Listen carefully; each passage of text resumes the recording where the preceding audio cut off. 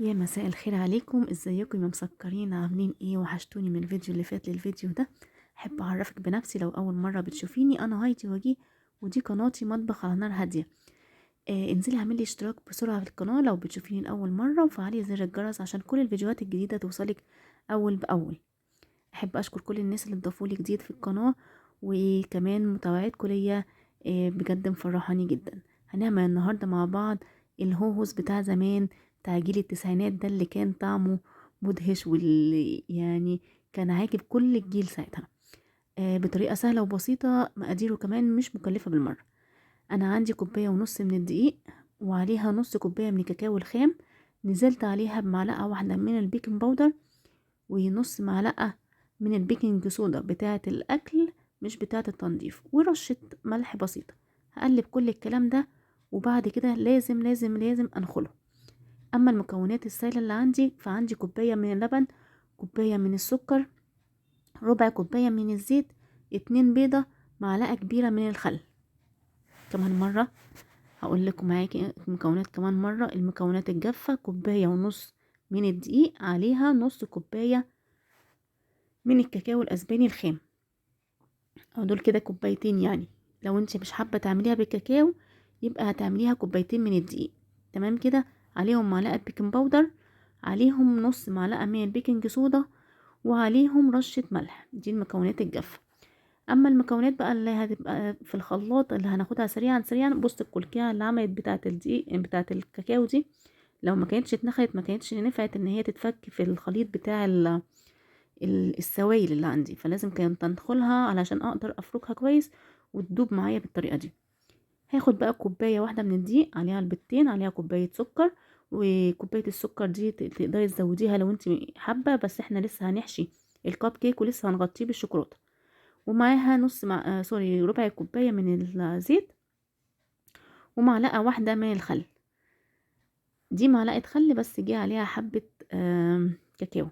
ضربناهم ضربة كويسة كده في الخلاط، وبعد كده بنزل ببقية الخليط حبة بحبة، وابتدي اقلب كويس جدا. اهم حاجة ان انا اقلب كل اللي تحت ما بيبقاش فيه كلكعة، يعني اخليهم متجانسين كده ايه مع بعضيهم، من غير ما تكون فيها حاجات مخرزة، يعني عشان القوام يبقى سايل معايا كده ومظبوط. نزلت الكمية كلها اللي عندي، واقلب بقى كويس من تحت لفوق من تحت لفوق. دي ميزتها اللي من غير مضرب كهربائي تقدري تعمليها وبسرعة جدا في البيت. ما بتاخدش منك يعني اي تعب ولا اي مجهود. اهم حاجة يكون البيض واللبن طالعين من يعني من بدري قوي في التلاجة بدرجة حرارة الغرفة، وطبعا الزيت كده كده بيبقى بره. دي اهم حاجة. اما بقى ال اسمه ايه، الشفشق او ايه اسمه ايه، بتسموه ايه، الدورة، الشفشق، يعني الجهاز دوت احسن حاجة للكب كيك، علشان موضوع الكبات والتنقيط والحاجات دي. انا بفضي كل المحتوى هنا، وبعد كده بجيب الورق بتاع الكب كيك ومعاها الصينية بتاعتها، وببتدي ايه افضي فيها حبات حبات حبات، وما بعملهاش على الاخر. هدخلها الفرن على درجة حرارة 180، وهتطلع بالشكل اللي انت شايفاه ده. طبعا عملناها مع بعض قبل كده، فما حبيتش بقى اجيب الحتة بتاعت وانا بصبه وانا بدخل. انا بس بجري معاكم الفيديو. انا جبت بقى القطاعة بتاعت التفاح دي. تقدري تخرمي الكب كيك بمقوار او بمعلقة صغيرة. انا استخدمت يعني الآلة دي بتاعت التفاح، او الأداة دي بتاعت التفاح اللي بنخرم بيها التفاح، بنطلع بيها قلب التفاح، علشان اطلع بيها يبقى شكله منتظم زي ما انتم ما شايفين. وطبعا مش هرمي القلب ده، لان انا هرجع احطه مرة تانية. يعني انا بس بفرغها من جوه. انت تقدري تعمليها بمعلقة، تقدري تعمليها بمقوار، بال باي حاجه عندك بقى، وتقدري تعملي الحجم اللي انت عايزاه. انا استكفيت بالحته الصغيره دي، وخرمتهم كلهم هم زي ما انتم ما شايفين. يا دوبك هتاخد كميه معقوله جدا، هنشوفها مع بعض في اخر الفيديو واحنا بنفتح مع بعض الهوهوس دي او الكبايه دي. دخلت فيها كريم شانتيه، وبعد كده رجعت غطيتها. طبعا هقول تاني مقادير الكريم شانتيه عملناه مع بعض اكتر من مره. المقدار بتاع الكب دوت او الكبات ديت عملت لي 24 واحدة من الكب كيك. الكريم شانتيه اخد معايا نص كوباية من الكريم شانتيه، عليها نص كوباية من المية، عليها ربع كوباية من السكر. تمام كده. ده مقدار الكريم شانتيه اللي اخدته. هابتدي بقى ادخل كده كويس جوه. انا بالنسبه لي كان الكميه اللي جوه دي مرضيه جدا وحلوه قوي. انا كده غطيتها كويس. هنا جبت الشوكولاته، هي دي شوكولاته بحليب مش شوكولاته دارك، وسيحتها في الميكرويف وضفت لها حبه لبن علشان ما تبقاش ناشفه. يعني خلينا متفقين ان الحاجات اللي احنا بنبقى عايزينها مقرمشه بنضيف لها حبه زيت وهي بتسيح مش لبن. اما الحاجات اللي احنا عايزينها طريه في الكيكات زي كده بنضيف لها لبن. تمام.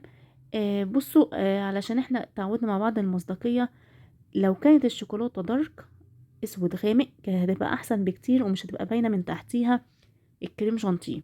وده ده اللي يفضل. بس هي دي الشوكولاته اللي كانت عندي، شوكولاته بالحليب فلونها فاتح زي ما انتم ما شايفين. انا عملتها كده وحطيت عليها حبه لبن عشان اسيحها. وبعد كده كنت سايبه كريم شانتيه، حطيته في كيس ويا دوبك خرمته خرم صغير جدا، يعني مش محتاجين اي قمع او اي شكل نعمله بيه. هو الكيس نفسه خرمته وعملنا مع بعض الشكل اللي من بره ده اللي يعني إيه نديله الشكل بتاع الهوز بتاع زمان. بس كده. بس للمعلومة، يعني يستحسن تكون الشوكولاتة دارك غامقة علشان اللي من تحتيها ما يبانش. بس مش مشكلة، يعني هي بعد ما نشفت ومسكت نفسها ودخلت التلاجة، طبعا لازم تخش في التلاجة تقعد تبات يوم يعني، متغطية طبعا. كانت بالشكل اللي انتوا شايفينه ده. تعالوا بقى نفتح الكباية كده ونشوف الهوز بتاعنا عامل ايه. شكله تحفة تحفة تحفة وجميل وهش جدا. بصوا، يلا من ذمتكم بقى، ما استاهلش منكم لايك؟ انزلوا اعملوا بسرعة اشتراك للقناة وفعلوا زر الجرس وحطوا لايك للحاجات الحلوة دي. تعالوا بقى انا اما ادوقها لكم وشوفوا طعمها يعني هتبقى حلوة ولا وحشة بقى. بجد بجد كان طعمها هايل جدا والاولاد فرحوا بيها جدا، وحاجة كده من البيت، وتحفة تحفة تحفة. اشوفكم مع السلامة، باي باي.